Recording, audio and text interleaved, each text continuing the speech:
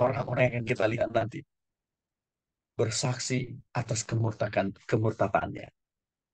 Apa penyebab? Beberapa faktor penyebab ini saya sudah survei melalui proses wawancara selama 20 tahun. Dari wawancara yang saya lakukan ini di kalangan orang-orang Kristen, agamanya Protestan atau Katolik. Lahir dari keluarga Kristen juga, dibaptis di sini. Orang tua mereka ada pendeta, ada penginjil, ada pastor, ada juga romo. KTP mereka Kristen. Artinya beberapa penyebab ini sudah teruji dan terbukti. Inilah yang menjadi penyebab orang Kristen murtad. Yang pertama kita lihat. Lagi-lagi. Mayoritas orang yang beragama Kristen belum sungguh-sungguh lahir baru. Padahal Yohanes 1 ayat 12 sampai 13 mengatakan, tetapi semua orang yang menerimanya diberi kuasa supaya menjadi anak-anak Allah, yaitu mereka yang percaya dalam namanya. Dan mereka adalah orang-orang yang diperanakan bukan dilahirkan secara jasmani, tapi dilahirkan secara rohani. Maka itu saya katakan Bapak Ibu, konsep pengajaran gereja-gereja Lutheran, Calvinisme, kan itu tidak mengedepankan kelahiran baruan, perbuatan terima Yesus. Maka Bapak Ibu, mari kita perhatikan jemaat kita. Mereka itu rata-rata lahirnya dari gereja mana? Dan tidak, dan saya katakan tadi, dominan lahirnya itu dari gereja-gereja Lutheran atau Calvinisme. Maka kita harus tekankan, ajarkan, kita bimbing mereka untuk sungguh-sungguh beroptimis, Pastor. Nah, sama Bapak Ibu. Selama 25 tahun, kalau saya pun menjadi dosen agama di berbagai perguruan tinggi, negeri, dan swasta, cuma satu aja tujuan saya. Memastikan semua mahasiswa saya itu harus lain baru bertobat, terima Yesus. Itu tidak pernah lekang dan lepas dari setiap mata kuliah agama yang diajarkan ke mereka. Tidak pernah. Karena saya tahu, mereka ini nggak pernah diajarin. Apa itu lahir baru? Mengapa penting dan mendesak mereka? Ini menjadi perhatian khusus buat kita. Jangan kita hanya melihat yang penting mereka rajin datang tiap minggu, sudah ambil bagian, meringankan pekerjaan kita sebagai pendeta melayani. Oh, itu tidak cukup menjadi jaminan kelahiran harus menjadi sesuatu hal yang cukup dan itu seringkali mereka itu hanya baru dibaptis, itu pun hanya untuk jalan menjadi anggota gereja. Ini masalah juga. Harusnya kan orang itu harus kita sebelum orang jadi seringkali kita menjadikan baptisan air itu menjadi SIM supaya dia menjadi anggota gereja di tempat kita. Yang lebih parah lagi, Bapak Ibu, orang kita sudah dibaptis di gereja asalnya, gitu ya. Tapi supaya safe, dia menjadi anggota jemaat di kita. Kita cuci balik itu baptisan awal. Tapi kita membaptis orang itu dengan baptisan Roh Kudus. Apa itu? Betul tidak Yesus lahir baru. Tidak pernah kita lakukan.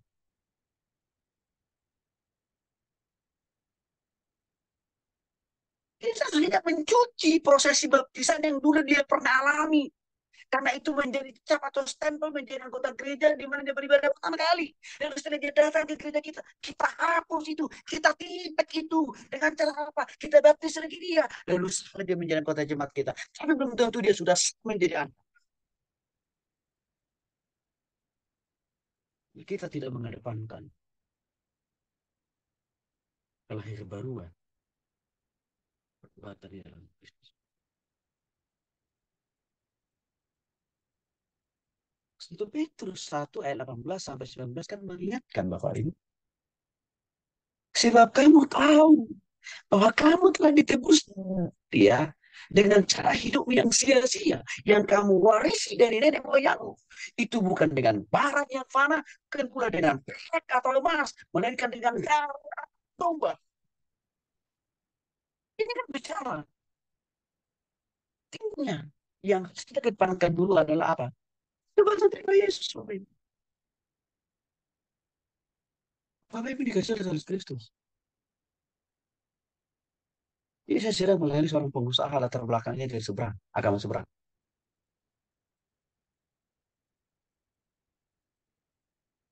Sudah lebih 1 tahun. Saya muridkan dia. Sudah berkali-kali Bapak ini minta segera mungkin saya baptis. Saya bilang, nanti dulu.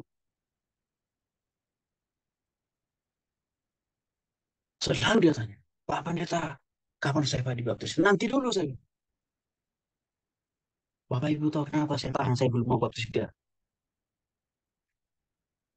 Karena saya mengedepankan dulu. Apakah dia sudah sungguh-sungguh bertobat total? Apakah dia sudah sungguh-sungguh lahir baru? Kenapa aku bilang saya baptis dia besok? Tapi dosanya putar lagi. Itu sama saja. Saya melecehkan baptisan yang diajarkan. Bahkan juga yang telah diberikan keteladanan oleh Yesus. Saya bilang, tinggi dulu.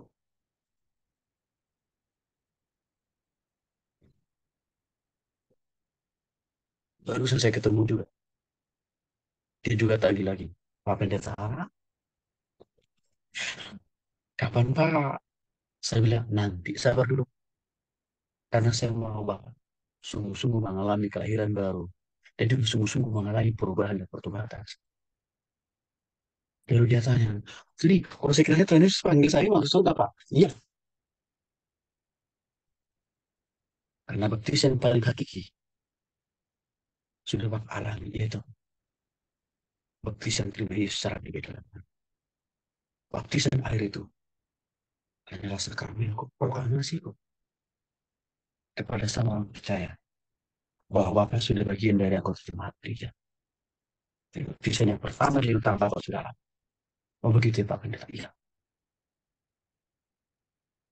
Saya tahan Bapak.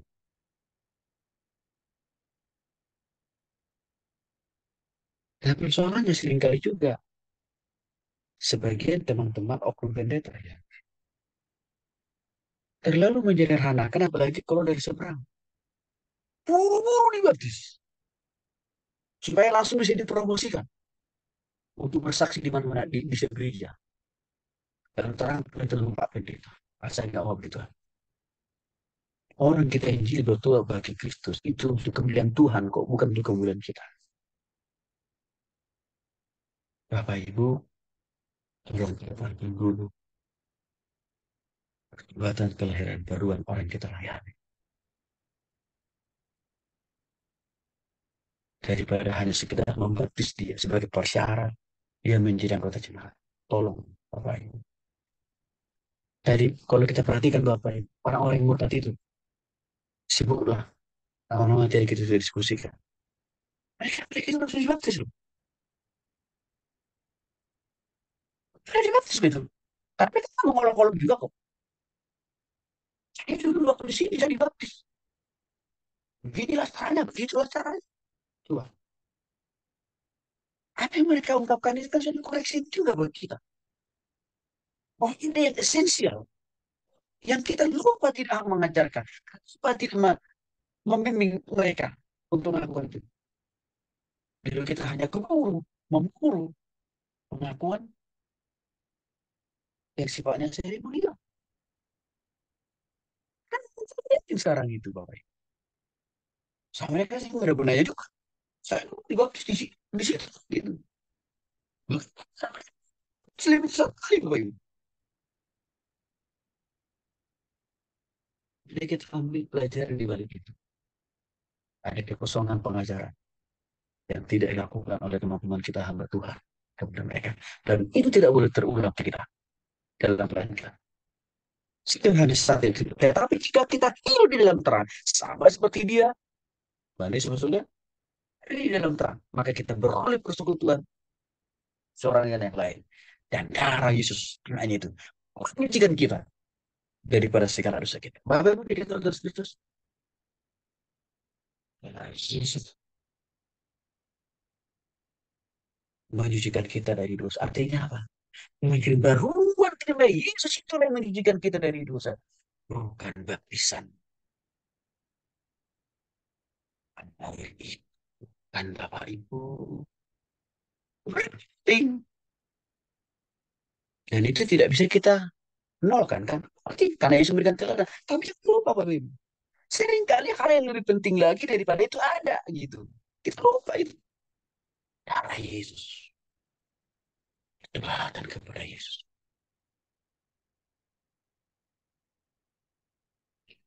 Di sisi lain, saya setuju juga dengan gereja Pentakosta Karismatik.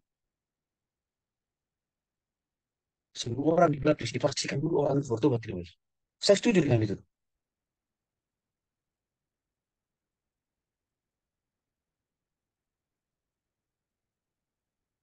Nah, tapi tidak berarti kita yang sudah dibaptis misalkan dari kecil juga menjadi tidak berguna. Berguna juga, penting juga. Tapi ada follow up. Follow-nya apa? Kalau orang yang sudah dibaptis seperti ya terserah saja. Tapi tindak lanjut yang harus segera dilakukan kepada orang itu, apalagi setelah dewasa apa? Bertobat terima Yesus alias lahir.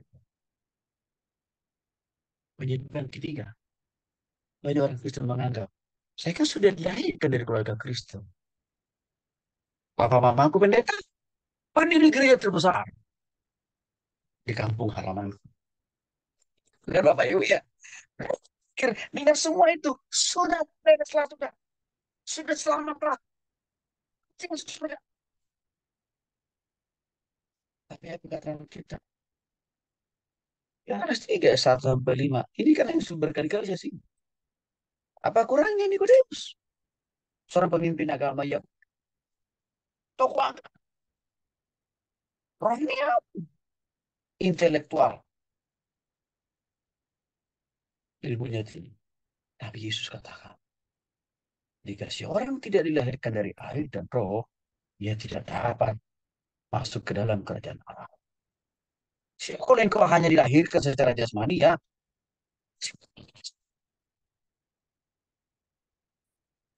Makanya saya jangan heran juga. Aku harus mengatakan, kamu harus lahirkan kembali. Sekali bernikodemus. Agama, pemimpin agama, jemaat. Pengetahuan teologianya luar biasa. Yesus katakan, tidak cukup itu menyelamatkanmu. Apalagi kalau hanya sebatas bapak mamamu pendeta. Kamu harus sambil sendiri keputusan. Bertobat terima Yesus. Lahir baru.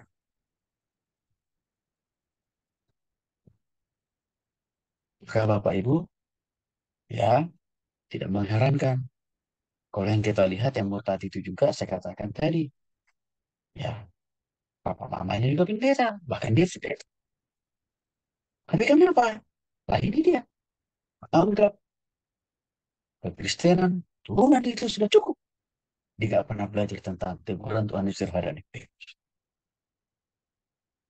Faktor berikutnya, sudah cukup setia dalam mengikuti setiap kegiatan di gereja. Sehingga rutinitas, kesibukan di dalam aktivitas pelayanan di gereja sudah cukup itu menjamin dia masuk surga.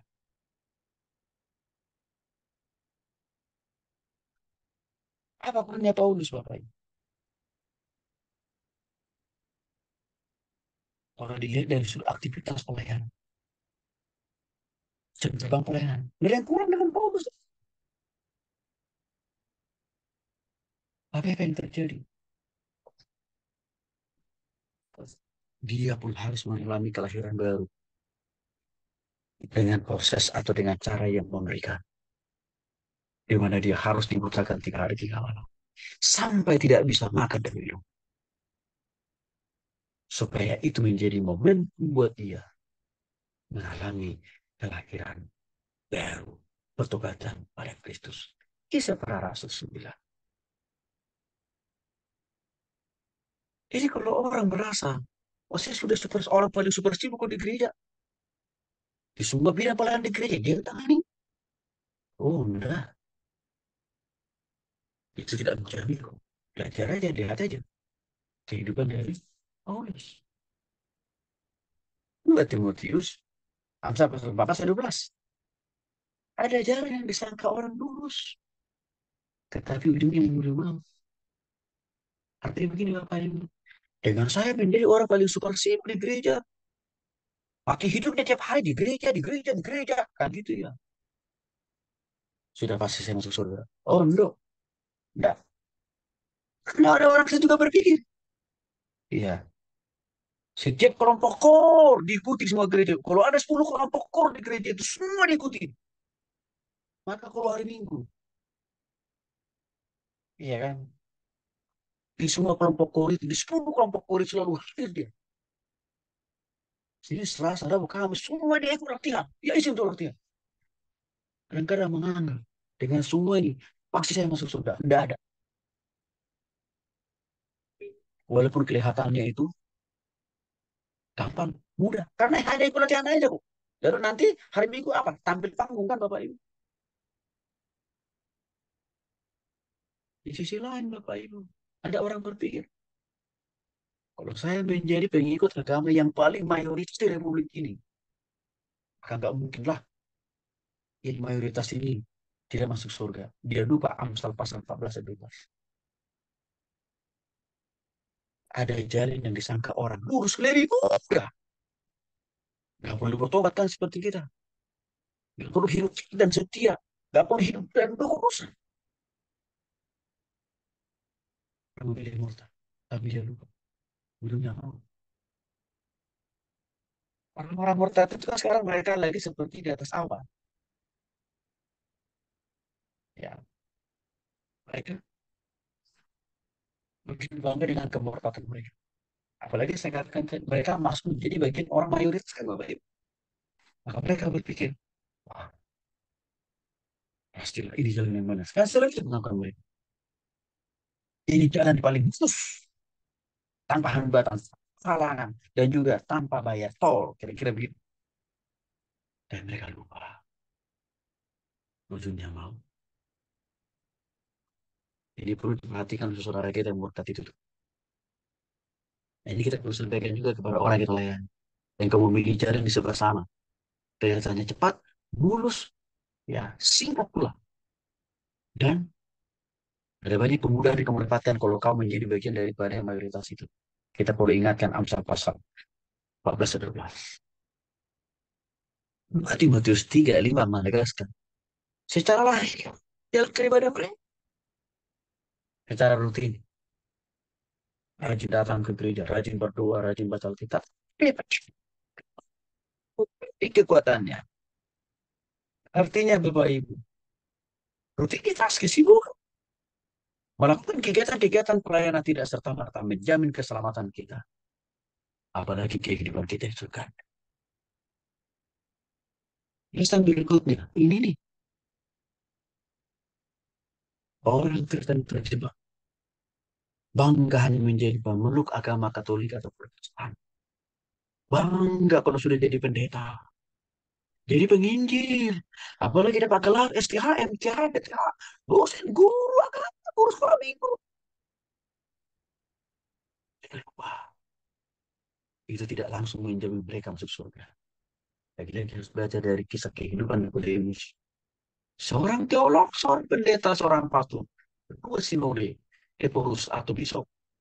Selevel dengan paus. Tuhan bilang, kalau engkau tidak dilahirkan kembali, engkau tidak dapat melihat atau menjadi bagian dari kerajaan Allah di surga.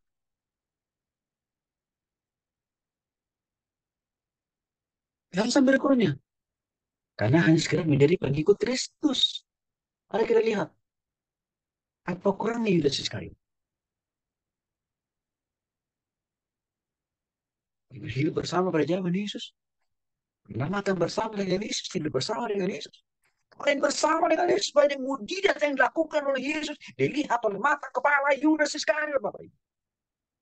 Bahkan Yesus sampai kasih dia kepercayaan menjadi menteri keuangan. Benar, Bapak Ibu. Bapak Ibu, selama perjumpaannya, kebersamaannya dengan Yesus, dia tidak mengalami penawaran pada Yesus. Dia hanya mengatur sama Yesus. Dia hanya mengikut Yesus. Kan tidak aneh. Kalau si Bulis pun menguasai dia, akhirnya karena begitu dia belum sungguh bertobat, iblis akan menguasai dia, memperhatikan dia untuk apa? Menyalibkan Yesus, mengkhianati, menjual Yesus, Bapak.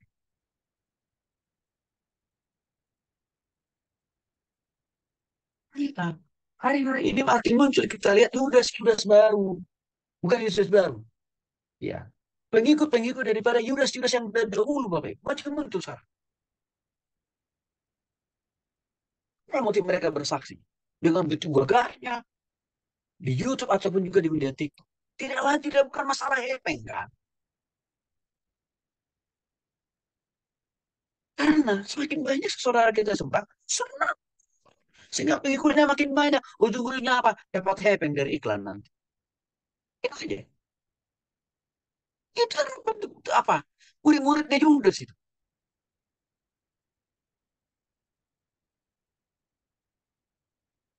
Nih dia. Kan hanya sekedar menjadi pengikut. Maka hati-hati juga Bapak Ibu. Kalau misalkan orang Kristen itu hanya sekedar menjadi pengikut Kristus. Kamu ngapain melayani Tuhan? Ya saya mengikuti teladan Kristus. Nanti dulu. Jangan langsung kita menyebut ke akhirnya sungguh-sungguh bertobat lahir baru. Nanti Bapak Ibu cek dulu. Jangan-jangan nanti di kemudian hari dia menjadi generasi penerus dari Yudas. Sekarang. Hati-hati dengan kata percaya Bapak Ibu. Octavianus boleh buka dulu Pak ayatnya. Karena ini penting Pak.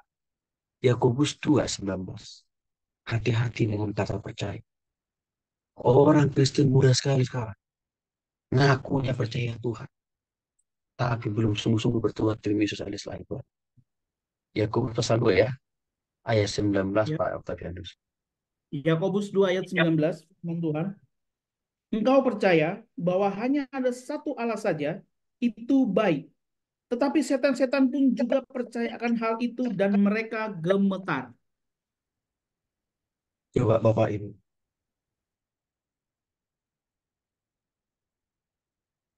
Setan pun percaya kepada Yesus.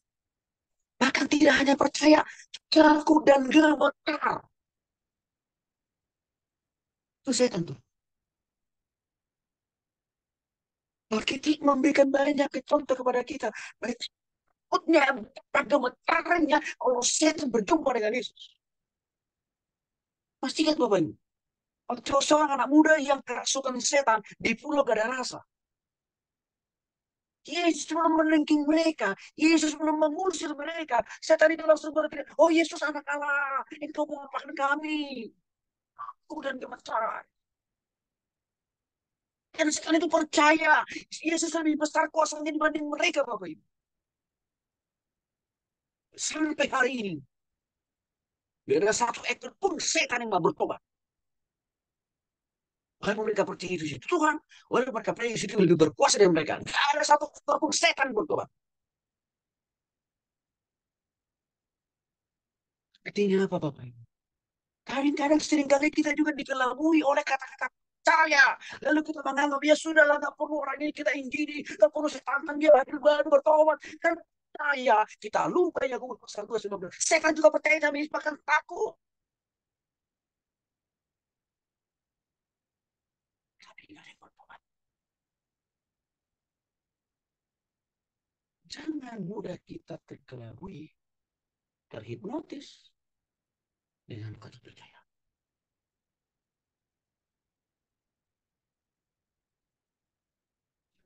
Karena kalau orang katakan percaya, belum tentu dia sungguh-sungguh lahir baru.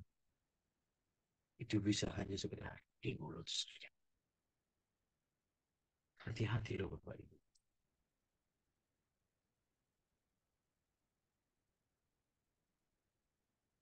Maka kita percaya ini harus kita dalami. Harus kita lihat lebih jauh. Karena percaya menurut dia itu sampai di tahap mana? Hanya sebatas omong-omong atau sudah memang sungguh-sungguh lahir dari hati dan pikirannya, alias sudah sungguh-sungguh didasari oleh kelahiran baru dan pertobatan pada Kristus. Sudah terlalu banyak orang Kristen mengakunya percaya Yesus, tapi di kemudian hari murtad. Mengakunya percaya Yesus, tapi di kemudian hari menjual Yesus juga. Hati-hati kita Bapak. Ada lagi yang lebih fenomenal. Pak Yusuf, boleh Pak. Matius 7 ayat 21 sampai 23. Ya, dikit lagi Bapak. Biar sedikit agak saya ambil waktunya lebih ya. Karena ini kita terakhir. Matius pasal 7 ayat 21 sampai 23. Matius 7, 21 sampai 23. Bukankah setiap orang yang berseru kepadaku, Tuhan, Tuhan, akan masuk ke dalam kerajaan surga, melainkan dia yang melakukan kehendak Bapakku yang di surga. 22. Pada hari terakhir, banyak orang akan berseru kepadaku, Tuhan, Tuhan, bukankah kami bernubuat demi namamu, dan mengusir setan-setan demi namamu, dan mengadakan banyak mujizat demi namamu juga. 23. Pada waktu itulah aku akan berseru pada mereka dan berkata, aku tidak pernah mengenal kamu. Nyala daripadaku, kamu sekalian pembuat kejahatan. Terima kasih Pak Yusuf. Yang terakhir di Bapak ini. Faktor penyebab fenomena banyak orang kesebutan. Manusianya mengejar mujizat. Ya. Ada jemaat yang mengejar-ngejar yang penting saya mengalami mujizat karena saya diterpa oleh sakit penyakit. Itu yang dicari. Tapi tidak pernah mengalami pertobatan dan kelahiran. Persoalannya ada juga kadang-kadang oknum-oknum pendeta yang sesat juga. Yang juga apa? Mengejar-ngejar mujizat supaya namanya tenar. Supaya lebih banyak pengikutnya.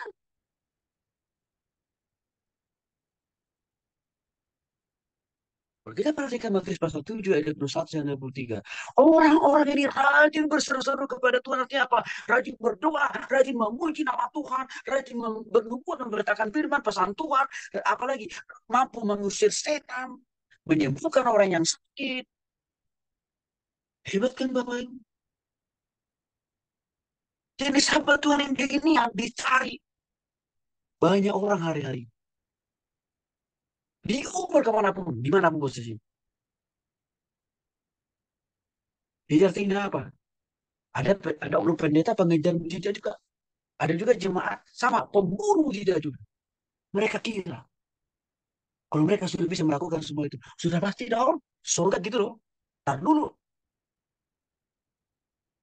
apa respon Tuhan dalam ayat 23? Terhadap semua mujizat yang mereka lakukan, terhadap kesembuhan yang mereka alami. Tuhan berkata dengan tegas, aku tidak pernah mengenal mereka.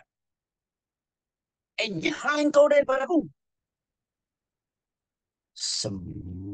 Kamu sekalian membuat kejahatan. Apa artinya Bapak Ibu? Tiga kata itu. Aku tidak pernah mengenal mereka. Artinya apa? Kuasa kesembuhan, kuasa mujizat yang dilakukan oleh orang ini bukan kekuasaan dari Tuhan. Lalu dari mana? Tidak disuruh itu. Orang yang sembuh, yang sakit penyakitnya. Karena dikeluarkan oleh orang ini. Itu bukan sembuh. Emang si Boris bisa menyembuhkan orang yang sakit? Bisa. Si Boris juga bisa membuat orang yang miskin menjadi berkaya raya. Bisa.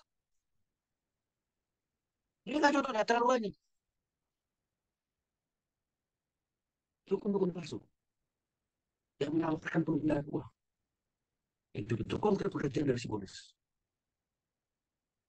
Banyak orang memberikan uangnya 1 juta akan dikatakan menjadi 1 M. Apa yang terjadi? Ketipu. Iblis juga bisa menyembuhkan orang yang sakit. Tapi jangan lupa, kesembuhan penyakit yang dilakukan oleh iblis adalah untuk menambah penyakit baru. Karena tidak ada pekerjaan iblis itu mendatangkan sungguh-sungguh kebenaran, kesembuhan total. Enggak. Maka Tuhan tidak mengaku, tidak merasa memberikan kuasa mujizat dan kesembuhan kepada orang menyembuhkan, juga tidak ada orang yang disembuhkan. Enggak. Saya katakan itu mereka pakai dari iblis. Maka Tuhan katakan bagian yang kedua, ingatlah engkau daripadaku. Artinya apa? Orang itu tidak ada tempat di surga. Apalagi dengan Tuhan tidak ada. Ingatlah engkau daripada. Orang itu tidak masuk bagian daripada keluarga Allah. Artinya orang itu tidak masuk bagian daripada orang yang dijamin Tuhan masuk. Enggak. Di luar Tuhan mereka. Arief bilang, semua yang kena berbuat jahat. Artinya semua karya mujizat yang mereka lakukan tidak ada satupun berkontribusi memakai kuasa Tuhan, meninggikan dan memuliakan. Tidak ada. Mereka hanya mengkapitalisasi, mengharap nama Tuhan untuk mati. Hati dan pikiran orang-orang yang motifnya hanya membunuh mujizat. Ini alasannya. Maka Bapak Ibu, jangan tunjukkan kita terheran-heran ya. Kalau kita, oh ini bisa lakukan ini, kita bisa buat ini, sudah pasti, sudah hebat bertobat terus. No, kita tidak iri. Kita tidak iri. Kalau ada hamba Tuhan yang dikasih Tuhan anugerah, karunia apa? Karunia melakukan semua. Nah ini kalau kita begitu. Tapi yang perlu adalah mari kita lakukan karunia kesembuhan mujizat itu dari Tuhan dan pakai kuasa Tuhan dan pemulihan nama Tuhan.